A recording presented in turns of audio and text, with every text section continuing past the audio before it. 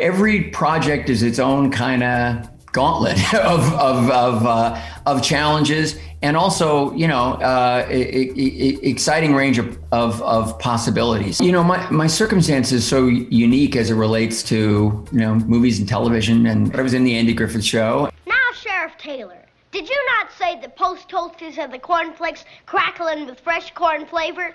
That was really my world, and I didn't think much about audiences, and I didn't even think that much about what we did, other than that it was a lot of fun, and I was interested in everybody's job.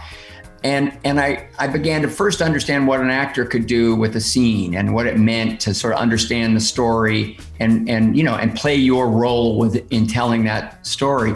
But it was really when I saw The Graduate, and of course that was a great period of films, whether it was Romeo and Juliet, Guess Who's Coming to Dinner, or Bonnie and Clyde. I began to understand that there was this art, this way of being transported into a story.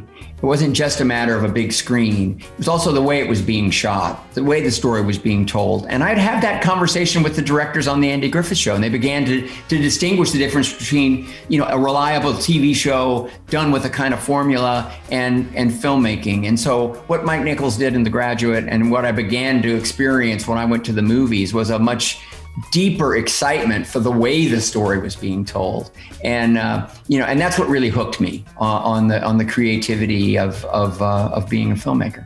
I learned so much on my very first movie working for Roger Corman. I'm Ron Howard. This is Grand Theft Auto. That was its own kind of gauntlet. I grew a lot from that. Learned a tremendous amount working for George Lucas on Willow, special effects, but also about world building. And another kind of storytelling, not just based on reality, but bridging it to moments you can relate to, character beats you can relate to. Learned a lot about myself making Parenthood. Learned, a lot about filmmaking doing Apollo 13, and learning to really trust the audience, because I was fascinated by the way audiences responded to the details and the specifics of the science, actually, in trying to get to the moon. And as for Solo, you can really thank Larry and John Kasdan for that whole Western vibe.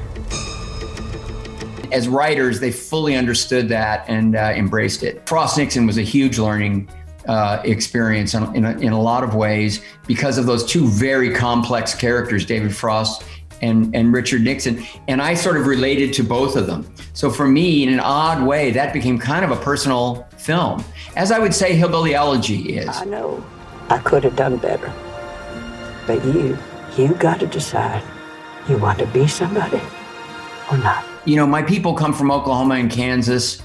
When I first talked to JD, I sort of felt like I was talking to a cousin or somebody, because it's a similar cadence, a similar mindset in certain ways, and very grounded in a way that I was very, very connected to. So I was, I was able to bring something of myself to this movie, and I also learned a lot.